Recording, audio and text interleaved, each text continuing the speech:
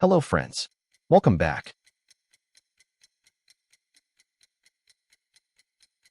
Imagine a secret meeting room, far away from the public eye, where military planners are deciding the fate of your country, not as an enemy, but as a friendly ally. The question on the table is simple and terrifying. How many nuclear bombs would we need to drop on our friend's land to stop our mutual enemy? This isn't a scene from a thriller.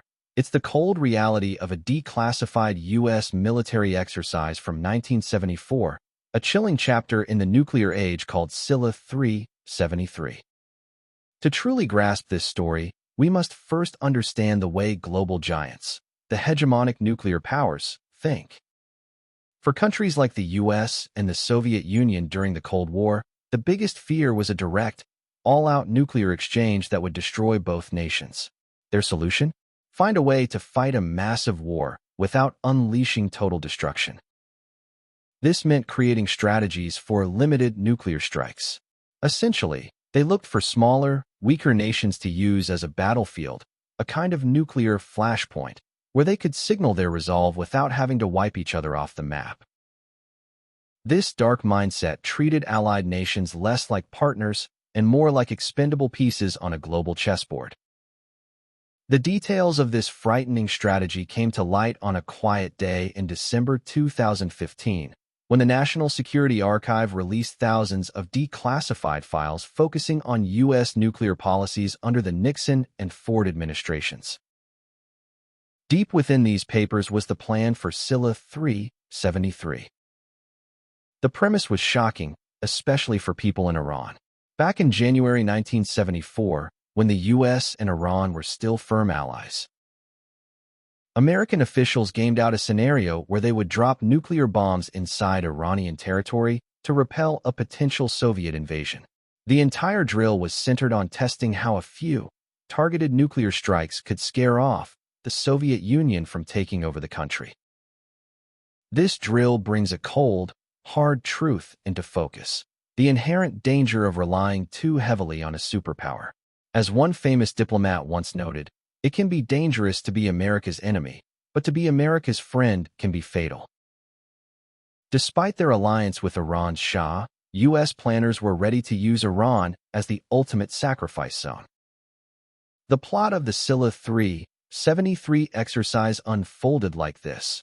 In a fictional June 1976, a conflict erupts between Iraq and Kuwait. Iran, siding with Kuwait, attacks Iraq. When Iraq is about to fall, the Soviet Union steps in, crossing the border into Iran.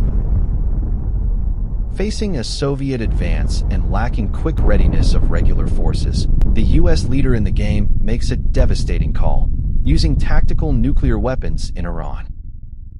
Out of 85 nuclear weapons approved for use, the planners pulled the trigger on 54 of them, targeting Soviet troops on Iranian soil.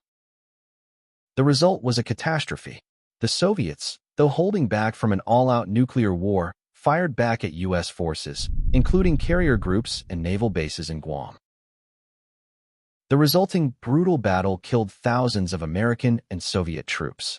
But the true horror was reserved for the allied nation. The game ended with an estimated 500,000 Iranian civilian deaths. While planners noted the loss of life among the U.S. and Soviet militaries, the countless lives lost in Guam went uncounted, adding to the callous reality of the exercise. The game only ended when both Washington and Moscow felt they hadn't completely lost the fight, leading to talks. Some of the U.S. players themselves later questioned if the nuclear strikes were worth the price, noting how quickly the situation escalated. The common-sense takeaway here is stark. In the 1970s, the U.S. backed Iran's peaceful nuclear efforts, but post-1979, the American stance changed. A weak, dependent Iran was easy to manage. A strong one was not in U.S. interests. This war game proves that any smaller, fragile nation relying on a nuclear power for survival risks becoming a sacrificial battlefield, a place for larger powers to solve their problems, whether those threats are real or imagined. This history casts a long shadow on today's world. In recent years, modern Iran has found itself standing up to nuclear powers, particularly the U.S. and Israel, and has managed to survive and defend itself. Iran claims it has no nuclear weapon, which, in the context of this chilling history, raises an intriguing question. A country that has learned such a brutal lesson about the cost of relying on others, a country with a formidable military, surely must possess more than just courage to deter its enemies. It is highly likely that they have ensured they have at least a few undisclosed surprises prepared for anyone who dares to make their land a nuclear flashpoint again. What exactly those secrets are remains locked away, known only to Tehran, and perhaps that is the safest place for them. What do you think? Thank you for watching. If you enjoyed this video, we invite you to join us on the next one. We encourage you to share your valuable feedback and tips in the comment section below. Thank you for your likes, shares, and comments.